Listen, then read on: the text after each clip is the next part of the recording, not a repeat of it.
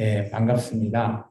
오늘은 우리가 지난주에 바울이 고린도후서 1장에서 9절까지는 그래도 바울이 위로를 받고 디도를 만나서 또 고린도의 문제들이 해결되므로 그들을 신뢰하는 그런 관계까지 가게 되고 그들에게 부탁을 하죠. 연보를 다시 해달라. 그런 바울이 갑자기 10장에서부터 지난 시간부터 보면 바울이 감정이 격앙되고 또 완전히 180도로 바뀐 듯한 그런 어조로 말을 하고 있습니다. 그래서 어떤 내용인가 지난주 우리가 살펴보니까 여기는 세 종류의 사람이 나오죠. 우리라고 하는 바울 팀이 있고요. 그리고 너희라고 하는 고린도와 아가야의 교회 교인들을 있고요. 그 속에서 그들이라고 하는 그런 고린도 교회와 아가야 지역 교회를 회방하고 방해하는 이제 오늘 우리가 보면 거짓 사도라는 표현을 쓰고요. 또 그것을 자세히 보니까 할레파라는 겁니다. 다른 사람들이 아니라 예수를 믿는 그리스도인으로서 유대인으로서 그렇게 방해하는 세력이 등장했다라는 거죠. 그러면서 그들이 두 가지를 아마 바울에 대해서 오해하게끔 말씀을 전한 것 같아요. 그 첫 번째는 바울의 외모를 통해서 야 저렇게 외모가 저렇는데 그 안에 과연 성능이 있겠느냐라는 표현으로 아마 고린도 교회를 미혹한 것 같고요. 두 번째는 또 그런 바울 앞에 그가 하는 것은 편지는 그들도 인정을 하는 거죠. 편지로 받아봤을 때 이거는 옛날에 우리가 바울 선생님이 우리에게 전했던 그 메시지와 동일해 라고 하는데 근데 바울이 말주변도 없고 또 그러다 보니까 그런 부분에 할레파에서 왔던 사람들은 반면에 바울보다 말주변도 언변도 좋고 또 뭐 생긴 건 더 준수했을 거라 여겨집니다. 그런 거로 말미암아 고린도 교회의 교인들이 많이 휘둘렸던 것 같아요. 그런 말미암아 바울이 많이 어떻게 보면 화가 난 거죠. 그래서 그들에게 물론 할레파를 향해서 가장 화가 났겠지만 또 거기에 휘둘려 있는 고린도 교인들 그들의 모습을 그냥 짐작해 본 건데 바울은 더 화가 났을 거라 보여집니다. 그러면서 오늘 우리가 바울이 11장에 넘어와서 이게 이어져 있는 내용인데 1절에서 3절 우리가 좀 전에 본문 내용을 읽었죠. 야 그들이 너희 앞에 서서 너희가 다 자랑을 했잖아요. 근데 알고 보니까 그들은 우리가 해놓은 것을 자기들이 한 것처럼 자랑을 해놨단 말이에요. 그래서 바울이 안 되겠다 싶어서 야 내 자랑 좀 해볼 테니까 좀 나를 좀 용납해라 라고 표현했습니다. 용납이라는 것은 내가 자랑할 테니까 잘 한번 들어봐 라고 하면서 바울이 자랑한다라는 거죠. 그 바울의 첫 번째 자랑의 내용은 하와 그리고 뱀의 창세기의 내용을 가지고 얘기를 합니다. 여기서 이제 뱀이라고 하는 뭐 이런 것들을 바울이 생각했던 그들에 해당되는 내용으로 바울이 얘기하는 거죠. 그러면서 뱀이 그 관계로 하를 미혹한 것처럼 오늘 너희 교회, 고린도 교회에 파견되어 있던 할레파, 거짓 사도라고 부르는 그들이 뱀과 같은 존재다. 그들은 너희 앞에서 진실하고 깨끗한 것처럼 얘기하지만 그렇지 않다라는 거죠. 그들은 실제적인 모습은 그렇지 않다라는 것을 얘기합니다. 그러면서 바울이 중요한 얘기를 하죠. 그것이 이제 4절과 5절의 말씀입니다. 같이 한번 읽어보겠습니다. 만일 누가 가서 우리가 전파하지 아니한 다른 예수를 전파하거나 혹은 너희가 받지 아니한 다른 영을 받게 하거나 혹은 너희가 받지 아니한 다른 복음을 받게 할 때는 너희가 잘 용납하는구나. 나는 지극히 크라는 사도들보다 부족한 것이 조금도 없는 줄 생각합니다. 여기 사들 보면 그죠? 이 고린도 교회가 잘못하고 있는 것 세 가지가 보이시나요? 첫 번째, 만일 누가 가서 우리가 전파하지 아니한 다른 예수, 그게 첫 번째고요. 두 번째가 너희가 받지 아니한 다른 영, 그게 두 번째고요. 세 번째, 너희가 받지 아니한 다른 복음이라는 이 세 가지의 풀은 이게 바울이 이때까지 고린도 교회의 2차 선교 여행을 통해서 1년 6개월 동안 잘 가르쳤던 그 바울식 표현과 그 복음을 완전히 뒤바꿔 놓는 듯한 그런 표현으로 바울은 이 세 가지를 제시하고 있습니다. 그러면서 이들이 전혀 다른 뭐 이단이나 뭐 이런 엉뚱한 사람들이 가서 그들을 유혹한 것이 아니라 똑같이 예수를 믿고자 하는 이 할레파, 이 당시 할레파의 추종이 어딘가 하면 예루살렘 교회예요. 예루살렘 교회가 대부분 할레파들이 모여 있는 그런 원산지죠. 그쪽에서 파견이 나갔기 때문에 당연히 고린도 교회도 예루살렘 교회라고 하면 어느 정도 그 초대교회의 시작이고 그러다 보니까 인정할 수밖에 없는 거죠. 그런데 그들이 전했던 복음이 바울 것과 너무 다르게 전한다는 거죠. 그 중에 가장 다른 게 뭐냐라고 봤을 때는 할례 문제입니다. 그래서 그 고린도 교회 전에 1차 선교여행을 통해서 바울이 그런 문제, 마가와의 그런 할레파의 관계 문제가 정리가 되는 장이 나오죠. 사도행전에 15장. 그죠? 예루살렘 총회를 통해서, 그죠? 유대인들은 유대인의 복음, 그리고 이방인은 이방인의 복음을 그대로 유지하는 걸로 결론이 났거든요. 그래서 여기 보면 다른 복음이라고 하면 이들이 뭔가 하면 할례파이기 때문에 야, 예수를 믿는 거는 좋은데 구원받는 거는 할례를 받아야 돼. 그래서 너희가 할례를 행해야지라는 형태로 그들이 전혀 다른 복음을 전했다라는 거예요. 거기에서 바울은 완전히 막 이렇게 화가 난 거죠. 내가 이때까지 열심히 전했던 오직 믿음을 통해서 예수님을 믿으면 구원을 얻는데 이 할례파는 거기에 할례 받아야 돼 라는 형태의 종교의식을 가미시켜 버리는 거예요. 당연히 유대인이라면 할례를 행해야 됩니다. 유대인은 유대인의 복음이 따로 있고요. 그리고 우리 같은 이방인은 굳이 할례를 행할 필요 없다라고 그때 결정이 났기 때문에 이방인은 이방인의 복음만 따르면 되는데 이들이 그렇게 하지 않았다라는 거죠. 그것이 가장 큰 문제입니다.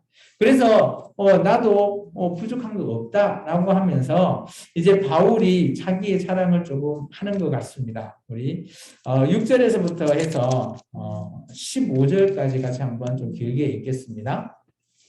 같이 읽습니다. 내가 비록 말에는 부족하나 지식에는 그렇지 아니하니 이것을 우리가 모든 사람 가운데서 모든 일로 너희에게 나타내었노라. 내가 너희를 높이려고 나를 낮추어 하나님의 복음을 값없이 너희에게 전함으로 죄를 지었느냐. 내가 너희를 섬기기 위하여 다른 여러 교회에서 비용을 받은 것은 탈취한 것이라. 또 내가 너희와 함께 있을 때 비용이 부족하였으되 아무에게도 누를 끼치지 아니하였음은 마게도나에서 온 형제들이 나의 부족한 것을 보충하였습니다. 내가 모든 일에 너희에게 폐를 끼치지 않기 위하여 스스로 조심하였고 또 조심하리라. 그리스도의 진리가 내 속에 있으니 아가야 지방에서 나의 이 자랑이 막히지 아니하리라. 어떠한 까닭이냐? 내가 너희를 사랑하지 아니함이냐? 하나님이 아시느니라. 나는 내가 해온 이 그대로 앞으로도 하리니 기회를 찾는 자들이 그 자랑하는 일로 우리와 같이 인정받으려는 그 기회를 끊으려 함이라. 그런 사람들은 거짓 사도요 속이는 일꾼이니 자기를 그리스도의 사도로 가장하는 자들이니라. 이것은 이상한 일이 아니니라. 사탄도 자기를 광명한 천사로 가장하나니 그러므로 사탄의 일꾼들도 자기에 의해 일꾼으로 가장하는 것이 또한 대단한 일이 아니니라. 그들의 마지막은 그 행위대로 되리라. 바울이 좀 많이 화가 난 것처럼 보이죠. 그들을 가리켜서 13절에 이렇게 얘기합니다. 거짓 사도요, 속이는 일꾼. 그러면서 이렇게 얘기하죠. 사탄도 14절에 보면 광명한 천사로 가장했다. 그러면서 사탄의 일꾼들이 누구의 귀신들이겠죠?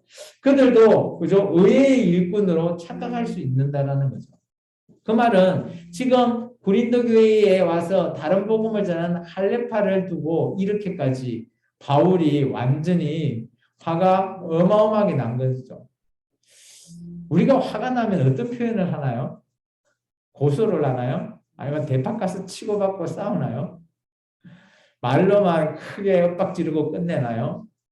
바울은 정말 대단한 높은 경지에 있는 사람 같아요. 말로서 조목조목 이들을 완전히 죽여버립니다. 그러면서 그들이 사탄과 같다고. 예수 믿는데 사탄의 일꾼이다. 그런 표현을 써버리는 거죠. 왜 이런 표현을 썼나라는 거 보면 여기서는 이제 바울은 이런 소식을 들은 것 같아요. 고린도에서 1년 6개월 동안 교회를 개척했을 당시 상황을 6절에서도 표현하고 있죠. 그러면서 이 고린도 교회 개척하는 그 당시에 바울은 이들에게 뭐 스스로 이렇게 헌금해라 이렇게 할 수 못하기 때문에 자기들이 알아서 그 1년 6개월 동안 생활비라든지 이런 교회에 해당되는 모든 것들을 자비랑으로 했다라는 거예요. 그리고 또 후원을 받았죠. 오늘 보면 19절에 하반절에 보면 마게도나에서 온 형제들이 나의 부족한 것을 보충했다. 이건 아마 뭐 후원금인 것 같아요.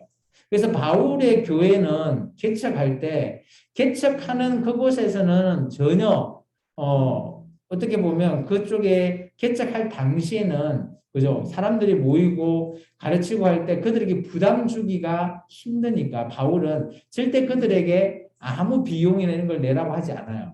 대신 바울이 개척했던 그곳에서 후원금을 받거나 이렇게 받는다라는 거죠. 바울은. 그리고 또 자기가 고린도 교회 혹시 기억나시나요? 1년 6개월 동안 있을 때 브리스길라와 아굴라가 함께 그죠? 천막 짓는 거. 그죠? 그거로 자비랑 선교를 했잖아요. 그런 형태로 바울은 자비랑 사역을 했었어요. 그렇기 때문에 그 얘기를 지금 하고 있는 겁니다. 그래서 내가 전혀 부족함 없이 너를 패를 끼치지 않았다. 라는 표현을 쓴 거로 보면 아마 할레파에서 이걸 긁고 넘어진 것 같아요. 그죠? 이 비용이나 이런 것에 받는 후원금인 거 8절에 보면 교회에서 비용을 받는 것은 탈취한다. 뭐 이런 형태로 어떻게 보면 이게 후원해 주는 거를 완전 안 좋은 악용을 한 것 같죠? 할레파에서 그 탈취한 거야. 후원금 받은 거를 그렇게 뭐 얘기해 버리면 뭐 그 얘기를 듣는 사람은 어때요? 충분히 그런 듣고 그러네. 바울 나쁘네. 그렇게 생각할 수 있는 거죠. 그러면 바울 이제 계속 되짚어 나가면 한 번 이렇게 안 좋은 걸 가지고 넘어지면 한 번 찍히면 어때요? 아무리 좋은 걸 얘기해도 이 사람은 마음이 바뀌지 않아요. 그래서 우리가 어떤 사람을 만날 때 첫인상이 중요하다 하잖아요. 첫인상 때 참 좋은 인상을 남기면 그 사람이 아무리 잘못해도 뭐 넘어갈 수 있는데 첫인상이 안 좋으면 그 다음에 아무리 잘해도 이 사람보다 찍히는 거죠. 그런 의미로 뉘앙스적으로 받아들여도 충분할 거라고 봅니다. 그런 걸로 말미암아 할레파가 바울을 완전히 그 고린도 교회에 가서 바울은 이런 사람이요 라고 하면서 완전히 추락시켜 버린 거죠. 그래서 바울이 오히려 거기에 대해서 반박한 것이 아까 13절부터 15절의 내용입니다. 어떻게 보면 여러분은 어떻게 생각하세요? 사이다 같은 발언인가요? 바울의? 그들은 거짓 사도요, 뭐 속이는 일꾼, 그리스도의 사도로 가장하는 자들이다. 그리고 사탄의 일꾼들이다. 뭐 그런 표현. 그리고 그들의 마지막은 그 행위대로 되리라.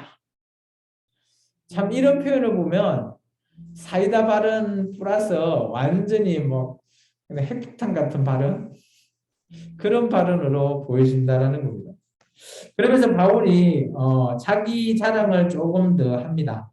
이제 16절부터 33절은 바울이 아마 2차 선교 여행 그리고 3차 선교 여행 그 전후로 해서 1차부터 해서 3차 전후 있었던 일을 얘기합니다. 이것은 이제 우리가 한번 읽어보면 바울이 이렇게 고생했구나. 이것을 우리가 느낄 수가 있어요. 16절부터 33절까지 한번 같이 읽어보겠습니다.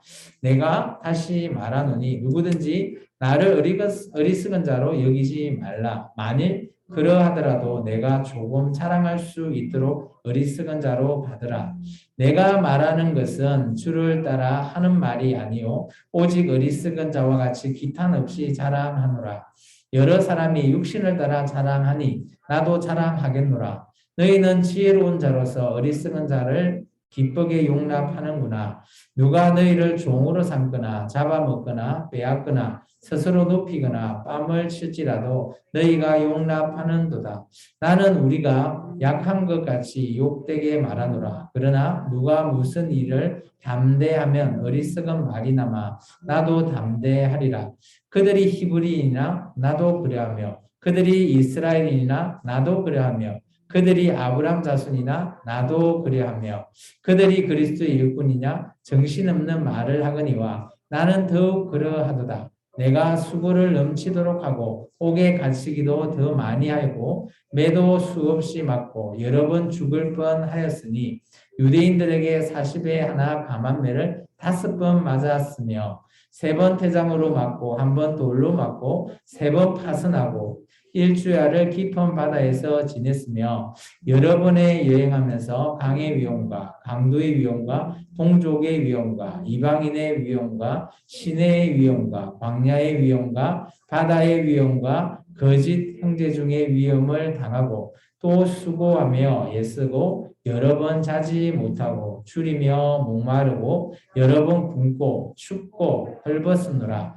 이 외의 일은 고사하고 아직도 날마다 내 속에 눌리는 일이 있으니 곧 모든 교회를 위하여 염려하는 것이라. 누가 약하면 내가 약하지 아니하며 누가 실족하게 되면 내가 애타지 아니하더냐. 내가 부득불 자랑할진대 내가 약한 것을 자랑하리라. 주 예수의 아버지 영원히 찬송할 하나님이 내가 거짓말 아니하는 것을 아시느니라. 다메섹에서 아레다 왕의 공권이 나를 잡으려고 다메섹 성을 지켰으나 나는 강주리를 타고 들창문으로 성벽 내려가 그 손에서 벗어났노라. 이거는 지금 보면 스토리가 쭉 이어가는 것들이 좀 보이죠. 이게 아마 바울이 전도 여행을 선교 여행을 하면서 겪었던 일을 얘기합니다.